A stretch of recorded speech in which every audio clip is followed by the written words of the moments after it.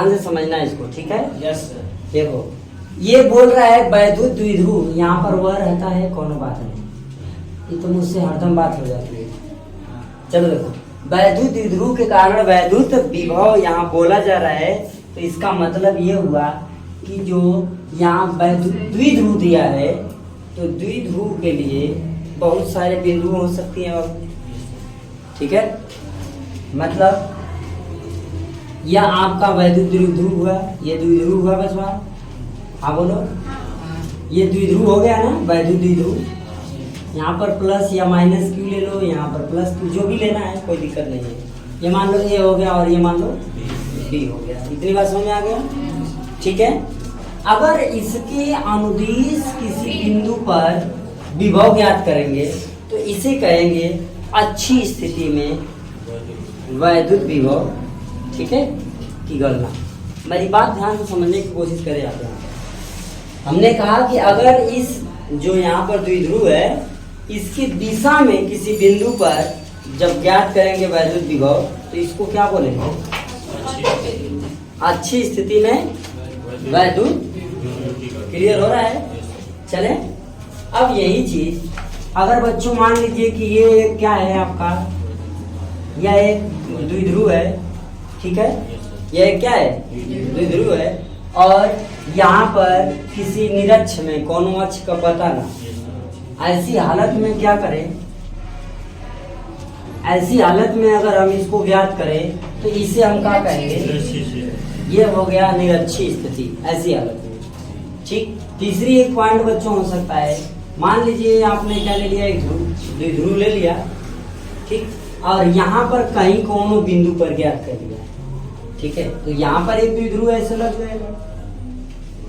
तो ये जो आपको दिखाई दे रहा है, ये जो दिखाई दे रहा है जिसमें आपको गणना करनी है, वो ये बिंदु हो जाएगी, ठीक।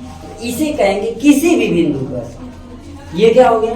किसी भी बिंदु, इधर हो सकता है, इधर हो सकता है, इधर हो सकता है। एकदम सीधे आ गए तो निरक्षी स्थिति हो गई, इसके सामने आ गए तो अच्छी स्थिति हो गई, ये अच्छी स्थिति, और ये इसके अतिरिक्त किसी बिंदु पर होगा तो वो कोई भी बिंदु हो जाएगा। ये तीन तरीके से विभव को ज्ञात किया जाता है, ठीक है बच्चों ने। तो हम लोग आज कौन सी विधि पढ़ेंगे? अच्छी स्थिति। कौन सी? अच्छी। इसको हटाया जाए तब बच्चों, आज हम लोग पढ़ेंगे विभव की अच्छी स्थिति। अच्छी स्थिति बोले तो क्या होती है? अच्छी स्थिति किसे कहते हैं बच्चों? जो अच्छी हो, अच्छ के चले, ध्यान दीजिएगा, हम अच्छ के अनुदिश चर्चा करेंगे, ठीक है। यानी कि आपकी हेडिंग बच्चों क्या हो जाएगी? क्या हो जाएगी? वैद्युत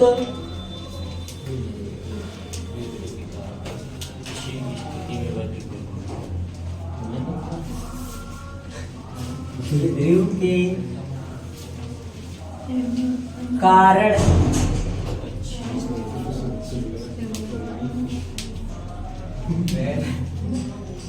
अच्छी स्थिति में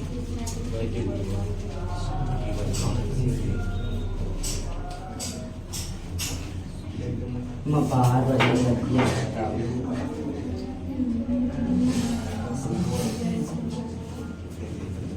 ठीक है।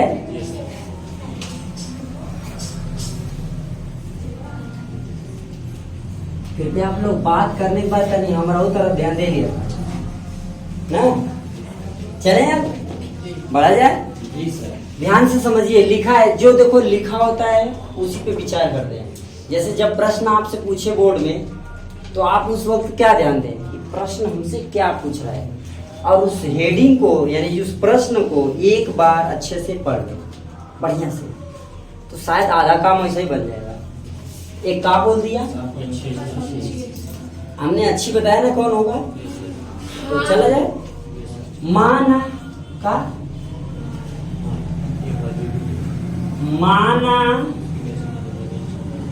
माना एक द्विध्रुव लिए, और वो द्विध्रुव कौन सा है? ए। माना कोई द्विध्रुव ए बी लिए, ठीक है, जिस पर आवेश क्रमशः माइनस क्यू प्लस क्यू, ठीक है, जिस पर आवेश क्रमशः माइनस क्यू व प्लस क्यू, राइट। कंफ्यूजन? चले, अब कह रहा है कि इसके अनुदिश एक बिंदु P, इसके अनुदिश एक बिंदु P जो क्या है, द्विध्रुव के मध्य बिंदु O से R दूरी पर व्यवस्थित है। हो गया बच्चों? जो द्विध्रुव के मध्य बिंदु O से R दूरी पर व्यवस्थित है, जहां पर क्या करना है बच्चों, जहां पर विभव ज्ञात करना है। समझ रहे हो बात? चले आगे, ध्यान से समझिए बच्चा पार्टी, ध्यान दो। कोई भी द्विध्रुव होगा तो उसकी जो दूरी होगी वो क्या होगी, और O और A के बीच की दूरी, O और B के बीच की दूरी। मेरी बात को ध्यान से समझने की कोशिश कीजिएगा, शायद आपको पूरा समझ में। ये तो हो गई एक तो भूमिका। अब ध्यान दीजिएगा, अगर विभव यानी कि बिंदु P से B की ओर लेके आएंगे, यानी बिंदु B पर अगर विभव हम ज्ञात करेंगे तो प्लस Q आवेश के लिए दूरी क्या होगा, ध्यान दो ध्यान दो ध्यान दो। हमने कहा प्लस Q आवेश के लिए दूरी, तो ये दूरी यहाँ से पूरा यहाँ तक है, हाँ है ना बच्चा। जब यहाँ से पूरा यहाँ तक ये दूरी है, हमको प्लस Q की यानी बिंदु B तक की दूरी निकालना होगा, तो बच्चा हाई है, इतनी दूरी कम हो जाएगी। ये इतनी दूरी है क्या, L है, ठीक है। तो प्लस Q के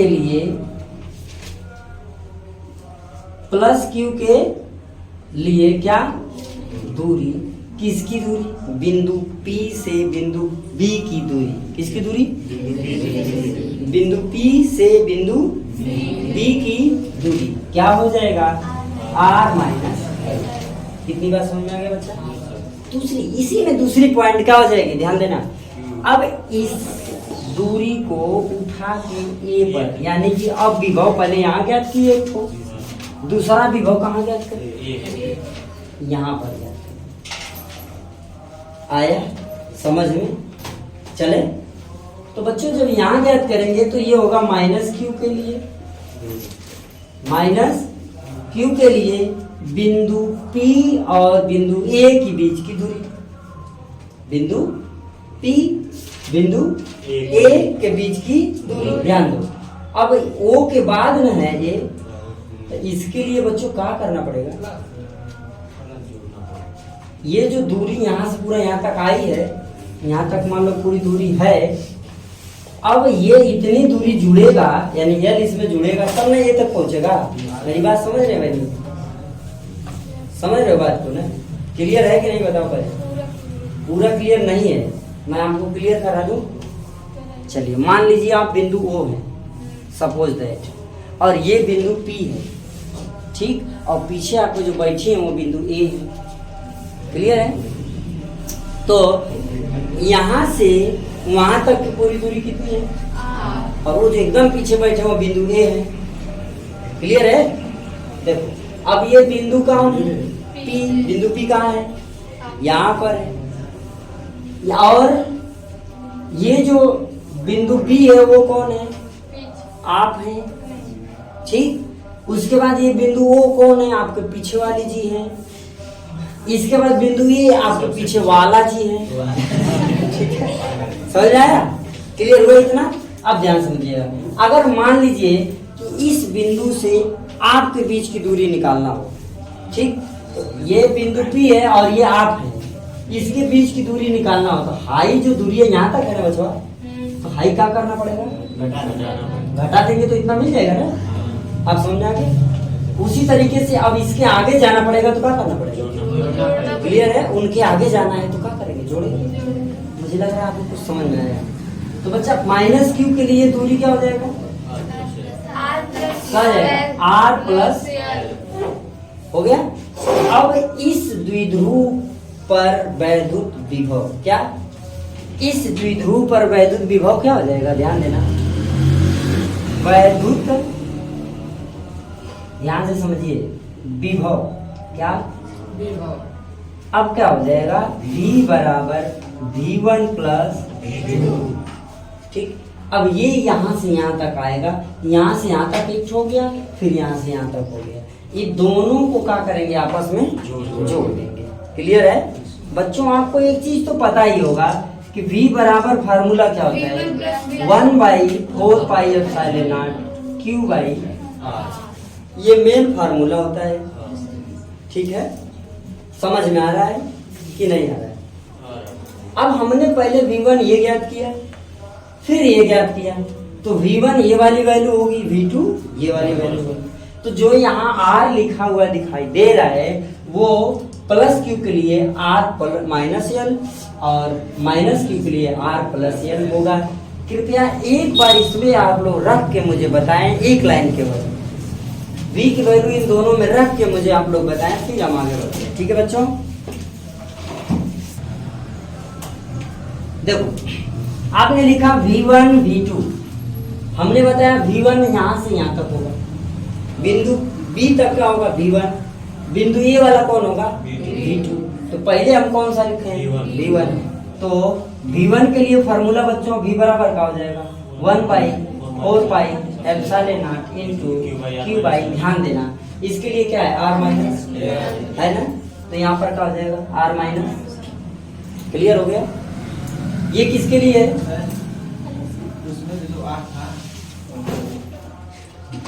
किसमें किसमें वही आ रही है। ये पूरा जो आर है तो पूरा गणना नहीं कर रहे हो बाबू, ये आर ये पूरा है ना, ध्यान दो, ये आर पूरा है ना, हम गणना यहाँ कर रहे हैं ना, तो इस आर में से एल का होगा। आगे आप समझ में बच्चा, चले चले आगे। अब ये किसके लिए था, प्लस आवेश के लिए था, और ये किसके लिए, अब माइनस आवेश के लिए लिखेंगे तो यहाँ क्या लिखेंगे, प्लस आवेश के लिए लिखेंगे तो प्लस लिखे थे, माइनस के लिए लिखेंगे तो क्या लिखेंगे माइनस। फार्मूला वही 1/4πε0 इंटू क्या, Q/r प्लस,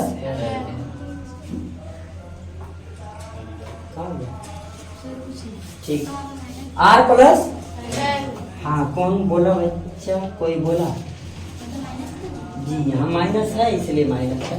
अभी कहोगे सर वैद्युत क्षेत्र की तीव्रता में काहे नहीं आप रखे, बोलो बोलो, अच्छा सही बात है, मत करना। ठीक है, अब आ गया समझ में बच्चा, बढ़े? बस इसमें देखिए कॉमन क्या मिल रहा है, इन दोनों में कॉमन हमको क्या मिल रहा है, बस उसी को निकाल ले आ जाए, हो जाएगा Q/4πε0 इंटू ब्रैकेट में 1/r minus L minus 1/r plus, bracket close कर लेंगे, हो गया। अब ध्यान दीजिए थोड़ा सा, इसके बाद V बराबर बच्चों होगा क्या, ध्यान देना, इसका इधर गुणा हो जाएगा, इसका इधर हो जाएगा ना, इसका इधर गुणा कर लेंगे और इसका इधर कर लेंगे, तो हो जाएगा Q/4πε0, इसका इधर होगा R प्लस L आई माइनस, और ये इसको ब्रैकेट में कर लिया जाए तो हाई वाला का हो जाएगा R माइनस L, है ना, ये पूरा बटे में R माइनस L और R प्लस, इतना समझ में आया बच्चों? इसमें किसी को कोई डाउट है? हाई इसका इधर गुणा हो जाएगा, तो ये बन गया, बीच में माइनस है, हमने माइनस लिया बच्चा, फिर इसका इधर हो जाएगा तो ये बन गया, हो गया। चले अब देखो इसका आपस में गुणा हो जाएगा इन दोनों का, तो इन दोनों का आपस में क्या हो गया, गुणा हो गया। यहाँ तक क्लियर है? चले आगे, आइए थोड़ा ध्यान से देखते हैं। तो अब इस ब्रैकेट को तोड़ देंगे, एक फार्मूला होता है a minus b a plus b बराबर a² माइनस b², ये आपको पता होगा, सबको पता होगा। तो आ जाओ सभी लोग यहाँ जान लेते हैं। तो v इक्वल टू, ये वाला ब्रैकेट तोड़ दें, तो हो जाएगा क्या, हाई पहले लिख लो, q by 4 pi epsilon naught. अब ये चीज क्या ब्रैकेट में r plus l minus r plus हो गया, समझ में आया? ठीक, बटे क्या हो जाएगा ये वाला देखो, a minus b a plus b. ठीक, यहाँ देखो r minus l a minus b, r plus l a plus b बराबर क्या है, मतलब लिख सकते हैं क्या, आर स्क्वायर माइनस, कोई डाउट है? No doubt. देखो आर से आर तो v इक्वल टू